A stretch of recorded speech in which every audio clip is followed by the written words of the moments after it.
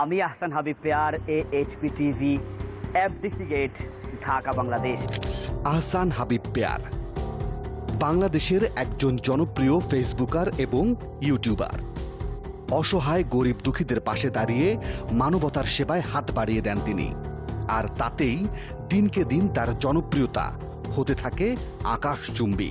ফেসবুকের ফলোয়ার পৌঁছে যায় 2,37,000-এ। আমি Ahsan Habib Peyar, AHP TV, Dhaka, Bangladesh. AHP TV মানে আহসান হাবিব পেয়ার টিভি, অর্থাৎ নিজ নামে একটা ইউটিউব ভিত্তিক চ্যানেলও খোলেন তিনি, যেখানে তিনি নিজেই মালিক, নিজেই পরিচালক এবং নিজেই সাংবাদিক। 2012 সালে যাত্রা শুরু করে মাত্র 2 বছরে পৌঁছে যান কোটিরও বেশি দর্শকের কাছে। AHP টিভির ক্যামেরায় এই হতদরিদ্র বাবাকে আজ 5,000 টাকা পুরস্কৃত করলাম। এসব ভিডিওতে দেখা যায় পেয়ার নিজেকে বিলিয়ে দেন আর্ত মানবতার সেবায়। মায়ানমারের সীমান্ত প্রান্তে এই মানুষগুলো যাদের কখনো ছুটে যান নির্যাতিত রোহিঙ্গাদের কাছে, কখনো ছুটেন সাতক্ষীরার মুক্তামনির কাছে, আবার কখনো দাঁড়িয়েছেন গরিব রিকশাওয়ালার পাশে। এই জনপ্রিয় ইউটিউবার আহসান হাবিব পেয়ারের সাথে সাক্ষাৎ করে টিম 360 ডিগ্রি। আমাদের ক্যামেরা দেখেই তিনি অতি দরদি হয়ে ওঠেন। রাস্তায় গরিব দুঃখী দেখলেই তাকে জড়িয়ে ধরেন, শোনেন তাদের কষ্টের কথা। অনেক কষ্ট না? জানতে চাই এই মানবতার সেবায় তিনি কেন নিজেকে এভাবে বিলিয়ে দিলেন। হযরত ওমর ফারুক রাদিয়াল্লাহু তাআলা আনহুর কাজ ছিল গরিবের বাড়িতে গিয়ে গিয়ে খবর নেয়া। সেটা আমাদের আলেমদের দায়িত্ব ছিল, কিন্তু আমরা আলেমরা অনেকটা সরে গিয়েছি। আর সেই দায়িত্বটাই আমার মনে হচ্ছে আমি একা শুরু করলে আরো 10 জন আসবে, দেখবে, জানবে, চিনবে। এই উদারতার কারণে ফেসবুক, ইউটিউবে তার ভক্তের সংখ্যা বাড়তে থাকে। প্রশ্ন ছিল, ভক্তদের মধ্যে পুরুষ নাকি নারীর সংখ্যা বেশি? আসলে আমার ভক্ত কোনো নারী নাই। আমি আমার ফেসবুক টাইমলাইনে কোনো মেয়ে মানুষকে বন্ধু হিসেবে নেই না। কোনো নারীকেই তিনি ফেসবুকের বন্ধু তালিকায় রাখেন না। ভালো, বেশ ভালো। বোঝাই যাচ্ছে নিজেকে ধর্মভীরু হিসেবে তুলে ধরার প্রয়াস। আসলে সাধারণ মানুষও এমন ধর্মভীরু ব্যক্তিকে যেমন বিশ্বাস করেন, তেমনি তার উপর আস্থাও রাখেন। কিন্তু এই বিশ্বাস আর আস্থাকে পুঁজি করে কেউ যদি আড়ালে ব্যবসা ফেদে বসেন, তাহলে কিন্তু তারও শেষ পর্যন্ত আর শেষ রক্ষা হয় না। আহসান হাবিব পেয়ারকে প্রথম দেখায় আপনারা যেমনটা ভাবছেন, আমাদের অনুসন্ধান শেষে সেই ভাবনাটা কিন্তু উল্টেও যেতে পারে, কারণ তার আছে বহু রূপ, আছে অন্য জগৎ। আহসান হাবিব শুধু দানশীল নন, একজন কণ্ঠশিল্পী হিসেবেও বেশ জনপ্রিয়। আমি কেমনে দেব ওই দুঃখিনী মায়ের দাফন। এই গান এতটাই জনপ্রিয়তা পেয়েছে যে তাকে আর পেছনে ফিরে তাকাতে হয়নি। এরপর এক এক করে 1 ডজনেরও বেশি ইসলামিক গানে কণ্ঠ দিয়েছেন তিনি, আর সবগুলোই ছেড়ে দিয়েছেন ফেসবুক এবং ইউটিউবে। শুধু গান নয়, শর্ট ফিল্ম ও নাটকে অভিনয় করেছেন, এবং তিনি একজন চৌকস অভিনেতাও বটে। আরও একটা কাজে পারদর্শী তিনি, আর সেটা হলো তথ্য প্রযুক্তির এই যুগে রীতিমতো ঝাড়ফুঁক করেন।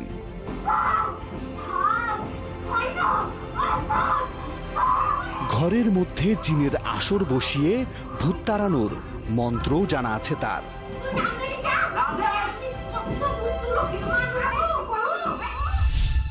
দান খয়রাত, দুঃখী মানুষের পাশে দাঁড়ানো সহ নানান কর্মকাণ্ড তিনি ফেসবুক এবং ইউটিউবে প্রচার করেন, অথচ এই একটি মাত্র গুণ তিনি প্রচার থেকে বিরত থেকেছেন। কারণটা কি? এমন আরো অনেক প্রশ্নের উত্তর খুঁজতে গিয়ে টিম 360 ডিগ্রি সৈয়দ ওয়ালিউল্লাহর বিখ্যাত উপন্যাস লাল সালুর প্রধান চরিত্র মজিদের সাথে মিল খুঁজে পায়। মজিদ যেমন লাল সালুকে ঘিরে ব্যবসার ফাঁদ পেতেছিলেন, প্রভাব প্রতিপত্তি গড়েছিলেন, আহসান হাবিব পেয়ার ঠিক যেন এ যুগের লাল সালুর প্রধান চরিত্র। খোদা কত সুন্দর তোমার সৃষ্টি। এই শিল্পী গোষ্ঠীর নাম হাসনা হেনা শিল্পী গোষ্ঠী। যে দুঃখিনী মা আহসান হাবিব পেয়ার যেমন এই গোষ্ঠীর একজন সদস্য, তেমনি আরও একজন সদস্য হলেন হুসাইন মাহমুদ। তবে এই সদস্য একটা গুরুতর অভিযোগের তীর ছুড়লেন আহসান হাবিব পেয়ারের দিকে। আমার কণ্ঠের গান, কিন্তু আমার কোনো নাম নাই, গীতিকারের নামও নাই, উনার নাম যে শিল্পী আহসান হাবিব পেয়ার। তার প্রমাণও দিলেন সেই জনপ্রিয় মা গানটি গেয়ে। আমি কেমনে দেব ওই দুঃখিনী মায়েরি দাফন। তার মানে কণ্ঠ দিতেন হুসাইন মাহমুদ, আর তাতে ঠোঁট মেলান আহসান হাবিব পেয়ার, আর সেটাকেই নিজের কণ্ঠ বলে চালিয়ে দেন তার ইউটিউব আর ফেসবুকে। মোবাইল টেলিফোনেও তিনি নারীদের গান শোনাতেন, তবে সেটা ভিন্ন উদ্দেশ্যে।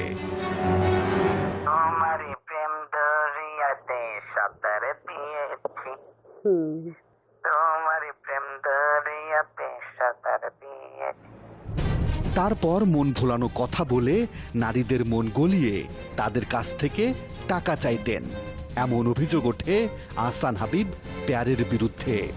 ওর সঙ্গে আমার পরিচয় হয়েছিল ফেসবুকের মাধ্যমে। ও আমাকে ফার্স্টে মা বলছিল, আমি ওর ভালো রূপগুলা দেখছিলাম, পরে যখন ঢুকলাম দেখলাম যে না, ও এত ভণ্ড একটা ছেলে। অনেক মেয়েদেরও জিম্মি করে মেয়েদেরকে ব্ল্যাকমেল করতেছে যে তোমাদের ভিডিও আমাদের কাছে আছে, এই ভিডিও আমরা প্রকাশ করে দিব যদি টাকা না দাও। প্রেমের প্রস্তাব দিল। এক পর্যায়ে আমি ইমোশনাল হওয়ার পর ওর প্রস্তাবে মানলাম। এরপর আমার সঙ্গে বিভিন্ন ধরনের কথা বলে, ভালোবাসার কথা বলে আমার থেকে টাকা নিল। বেশ প্রায় 5 লক্ষ টাকাও আমার থেকে নিছে। এমনকি তার শিকার থেকে রক্ষা পাননি সম্ভ্রান্ত পরিবারের গৃহবধূও। ফোন দিয়ে বললাম যে এই বাচ্চাটার সাথে আমি দেখা করতে চাই, তখন সে আমাকে বলল যে আপনি কোথা থেকে বলছেন। আমি বললাম এরকম জায়গা থেকে বলছি, পরিচয় দিলাম। দেওয়ার পরে সে বলছে আমি আপনার কাছে আসি, দেখা করি, আমি আপনার ছেলের মতো, আমার বয়স হলো 25 বছর, আপনি আমাকে তুমি করে কথা বলেন।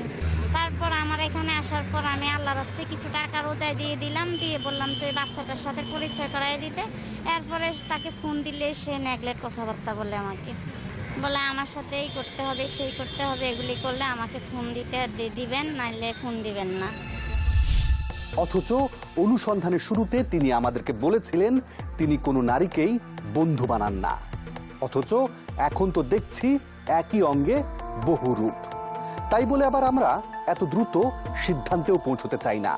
আমরা দেখতে চাই নারীরা তার বিরুদ্ধে যে অভিযোগ করছে সেটা সত্য, নাকি সামাজিক যোগাযোগ মাধ্যমে যে আহসান হাবিব পেয়ারকে দেখা যায় সেটা সত্য।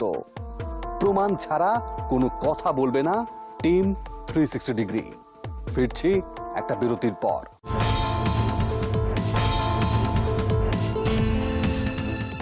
শুধু মুখের অভিযোগ নয়, এবার বেশ কিছু তথ্য প্রমাণ চলে আসে টিম 360 ডিগ্রির হাতে। এর কিছু স্থির চিত্র, কিছু অডিও রেকর্ড, কিছু ভিডিও, যার কোনোটা 10 মিনিটের, কোনোটা ঘন্টা খানেকের। কিছু অডিও রেকর্ডে তথাকথিত ধার্মিক পেয়ার ধর্ম নিয়ে এমন সব কটূক্তি করেছেন যা রীতিমতো ধর্মীয় অনুভূতিতে আঘাত আনে, আর কিছু কিছু সম্প্রচারের অযোগ্য। সৌদিতে যারা ঢুকে তারা ঈমান আমল সব হারিয়ে ফেলে, কারণ পৃথিবীর সবচেয়ে নিকৃষ্ট জায়গা হচ্ছে সৌদি। মুসলমানদের পবিত্র ভূমি নিয়ে এভাবেই কটাক্ষ করেন তিনি। শুধু তাই নয়, নারীদের সাথে গল্প করতে গিয়ে তিনি যেন হিতাহিত জ্ঞানটাও হারিয়ে ফেলেন। জিন্দিগি তো আল্লাহর পথে যাব না, আমার পথে আসবে। যেতে চেয়েছিলাম প্রতি মাসে গেতে টাকা টুকা দিয়ে বাদ দাও না। একজন ধর্মভীরু মানুষকে এভাবে বলতে পারেন? প্রথমে বিশ্বাস করতে কষ্ট হচ্ছিল, কিন্তু পরে পরিষ্কার হয়ে যায় নারীদের সাথে যখন তিনি গল্পের ছলে টাকা চেয়ে বসেন। 3 দিনের ভিতরে আমার 2 লাখ টাকা লাগবে, যদি আমাকে সত্যিকারের ভালোবাসা আমার 2 লাখ টাকা ব্যবস্থা করে দাও। এমন অডিও বার্তায় বিশ্বাসী নয় টিম 360 ডিগ্রি। তাই এবার একটি ভিডিও দৃশ্য দেখাতে চায়, যেটা পেয়ার নিজেই মোবাইল ফোনে ধারণ করেছিলেন। এক পর্যায়ে তিনি এতটাই অশ্লীল আচরণ করেন যে সেটা সম্প্রচার এবং সাংবাদিকতার নীতিমালার কারণে পুরোপুরি প্রচার করাও সম্ভব না।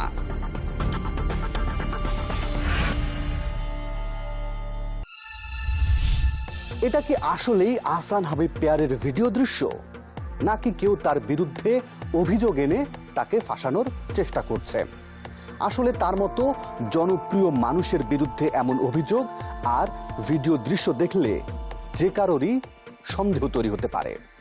আর সেই সন্দেহ দূর করতে হলে আবারও দেখা করতে হবে আহসান হাবিব পেয়ারের সাথে। দেখা যাক এবার তিনি কি বলেন। রাজধানীর খিলগার তিলপাপাড়া, বেলা তখন 1:30। আহসান হাবিব পেয়ারের সাথে সাক্ষাৎ করার আগে টিম 360 ডিগ্রি একটি পরিকল্পনার ছক আঁকে।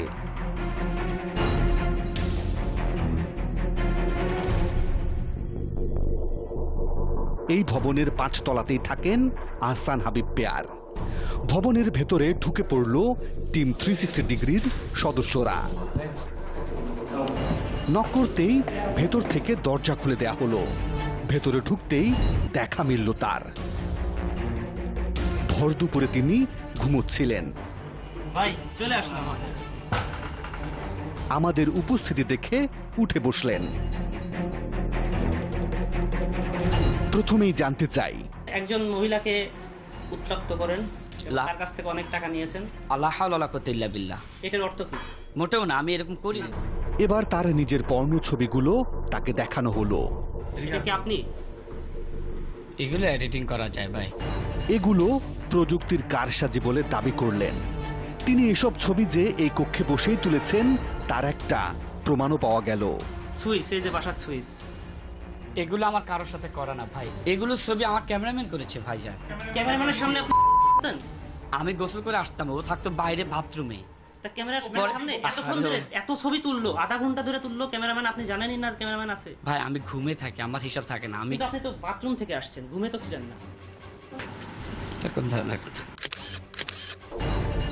বিষয়টি আরো পরিষ্কার হবার জন্য তার সামনে তারই ধারণ করা ভিডিও দৃশ্যগুলো দেখাতে শুরু করলো টিম 360 ডিগ্রি। আপনার পুরো ভিডিও আছে, কথা আছে। এগুলোই তো আমার ক্যামেরাম্যানে করেছে। আপন লোককে বিশ্বাস করলে যা হয়। আপনার একটু ডেস্কটপ দেখাবেন আমাদের? আপনার ওখানে অনেক আপনার এরকম নাই মেয়েদের ছবি কেন? এরা কারা? কম্পিউটারের বিভিন্ন ড্রাইভ থেকে বেরিয়ে আসতে থাকে একের পর এক অশ্লীল ভিডিও দৃশ্য। আপনার সব ডেস্কটপে শুধু পর্নো কেন, মেয়েদের ছবি কেন?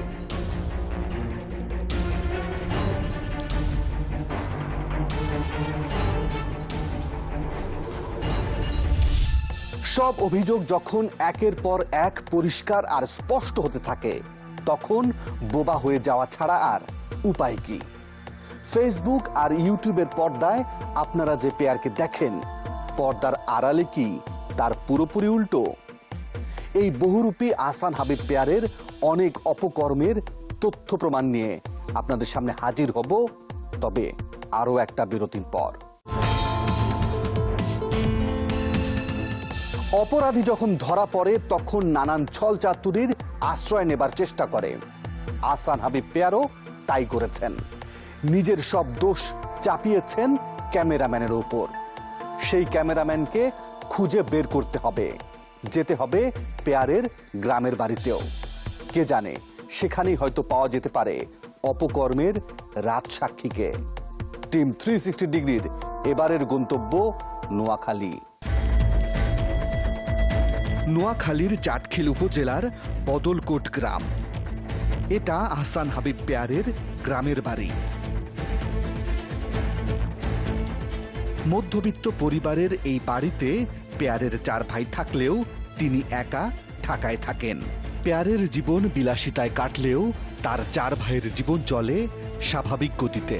আমরা কেউই অত উপরে না, আমরা মোটামুটি চলে মতন আছি আলহামদুলিল্লাহ। আমাদের নিজের রুজি নিজে আল্লাহ তাআলা চালাইতেছেন। আমাদের অত বেশিও না, চলা মতো আর কি, বেশিও না কমও না। ছোট ভাই মোটামুটি ভালো অবস্থানে আছে হিসাবে ভাই আম্মার জন্য খরচগুলি দিতে আর কি। আপনাদের না, আমাদের খরচ তেমন ইয়ে করতে না। এবার রাত সাক্ষীর মুখোমুখি টিম 360 ডিগ্রি। প্রথমেই জানতে চাই পেয়ারের সেই ভিডিওটি তিনি গোপনে ধারণ করেছিলেন কিনা। ঠিক আছে, উনি তো বলছে যে এই ভিডিওটা আমি করেছি, তো আপনারা ওই ভিডিওটা চালু করে দেখেন কি ওটা আমি করেছি নাকি ভিডিও, দেখলে বুঝতে পারবেন। এবার তিনি আহসান হাবিব পেয়ারের সব অপকর্মের সাক্ষ্য দিতে থাকলেন। উনি আমার একবার অফার করছিল যে আমি যদি আপনার বিভিন্ন জায়গাতে মানে নারী নিয়ে আসতে পাঠাই আপনি কি যাবেন? তো আমি বলছি ভাই আমি আবার চাকরি করি, আমার কাজ যতটুকু আপনি অতটুকু আমাকে কাজ দেন, বেশি কিছু দিয়েন না। ওনার যে ব্যাপারটা এটা একদম শিওর, কারণ আমার কাছে কিছু প্রমাণ আছে। বাসায় আসতো, আসার পরে আমাকে বলতো যে তুমি বাইরে হয়ে যাও, 1 ঘন্টা পরে আসো, 2 ঘন্টা পরে আসো। আর কিভাবে ধোঁকা দিয়ে লাখ লাখ টাকা কামাতেন সেটাও তুলে ধরলেন জাভেদ। কেউ প্রশ্ন করছি ভাই 50,000 টাকা দিয়ে আপনার ইনকাম কি? তুমি আমাকে বলছে যে আমি যদি এখন 1 লাখ টাকা দিই আমার 1 কোটি টাকা ইনকাম হবে, আর যদি 50,000 টাকা দেয় আমার নিচে 5 লাখ টাকা ইনকাম হবে। তো আমি বলছি কিভাবে? তুমি বলছে যে লোকে দেয়, আমি 50,000 টাকা তো দিয়ে দিছি, হ্যাঁ এটা শেষ। আর ভিডিওগুলো যারা দেখে তারা প্রতিদিন এরকম ফোন দেয়, ভিডিও দেয়। সেই টাকা কি সব গরিবদের হাতে পৌঁছাতো? দেখা যাক পেয়ার কি বলেন। আমরা যাকে হেল্প করি তা সরাসরি অনলাইনে দিয়ে দিই এবং ভিডিও সহকারে। AHP টিভির নামে ইউটিউব চ্যানেলে তিনি মোট 134টি ভিডিও প্রচার করেছেন। তার মধ্যে 34টিতে দুঃখী মানুষকে সাহায্য করতে দেখা যায় তাকে। এই 34টি ভিডিওতে দেখা যায় তিনি 2,76,000 টাকা দান করেছেন।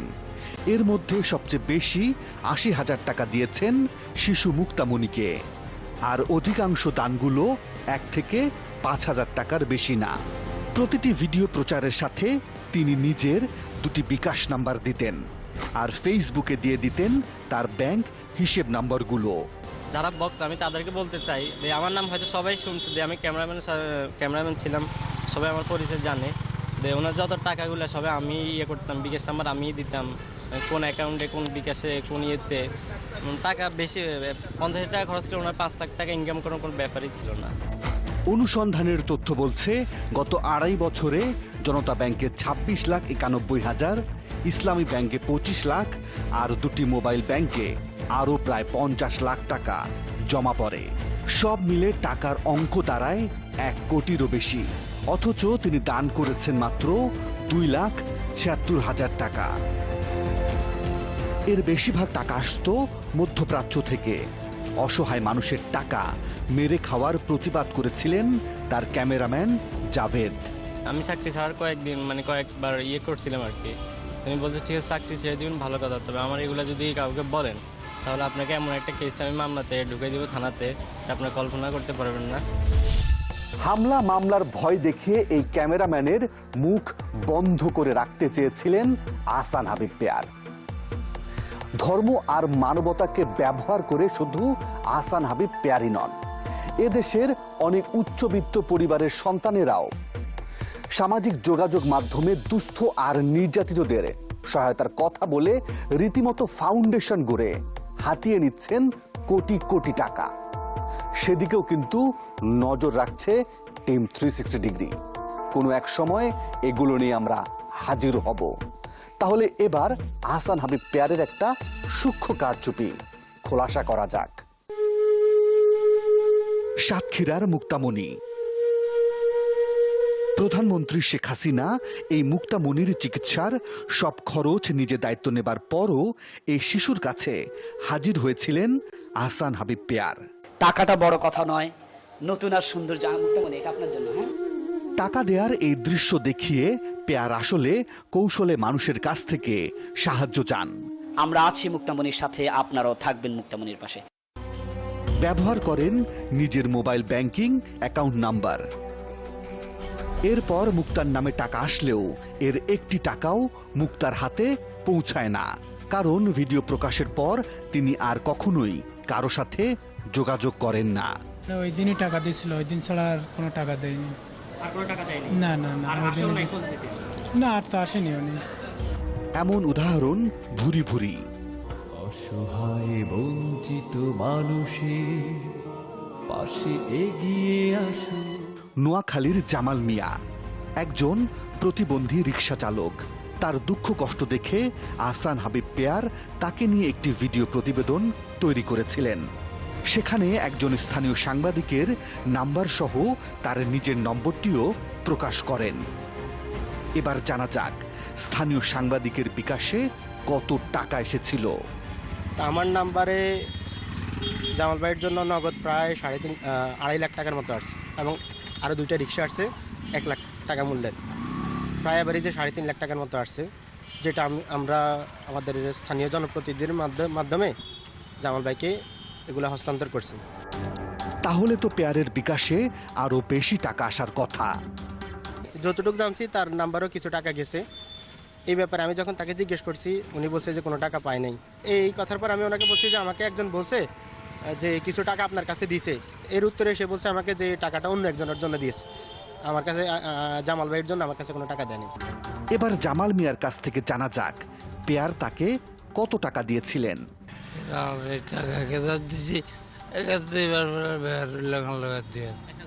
মানে শুধুমাত্র আপনাকে ওই দিনকেই 1000 টাকা দিয়েছে, এরপরে আর কোনো টাকা পয়সা এই তাহলে অবস্থা। আবারও পেয়ারের বাসায় যাওয়া যাক। এরই মধ্যে সাইবার ক্রাইম ডিভিশনের অতিরিক্ত পুলিশ কমিশনার নাজমুল ইসলামের নেতৃত্বে ঢাকা মহানগর গোয়েন্দা পুলিশের একটি দল পৌঁছে যায়। উদ্ধার করা হয় কম্পিউটার, ল্যাপটপ, অশ্লীল ভিডিও বানানোর সরঞ্জাম।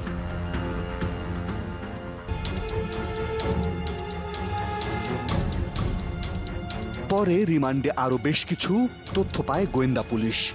এই বাসাটা, ফ্ল্যাটটা সেই কিনেছে, কিন্তু সে নামে বেনামে কিনেছে, সে তার নামে কিনে নাই।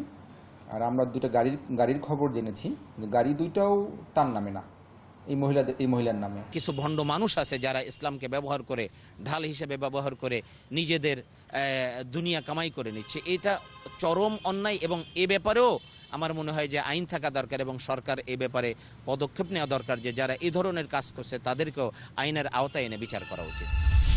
এখনো মানুষের মাঝে মনুষ্যত্ব, মানবতা আছে বলেই আপনারা একে অপরের সহায়তায় এগিয়ে যান।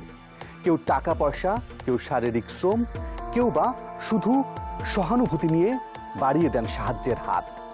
আমরা জানি আমাদের এই অনুসন্ধান অনেকের বিশ্বাসে চির ধরাবে, কিন্তু তাই বলে আপনারা যে বিশাল মন নিয়ে একে অপরের সহায়তায় এগিয়ে যান সেটা নিশ্চয়ই বন্ধ করবেন না। শুধু একটু খেয়াল রাখবেন, আপনার রক্ত ঘামে পরিশ্রমের টাকা যা দিয়ে আপনি কোনো অসহায়কে সহায়তা করতে চান, তা যেন কোনো ভণ্ড প্রতারকের হাতে না পড়ে।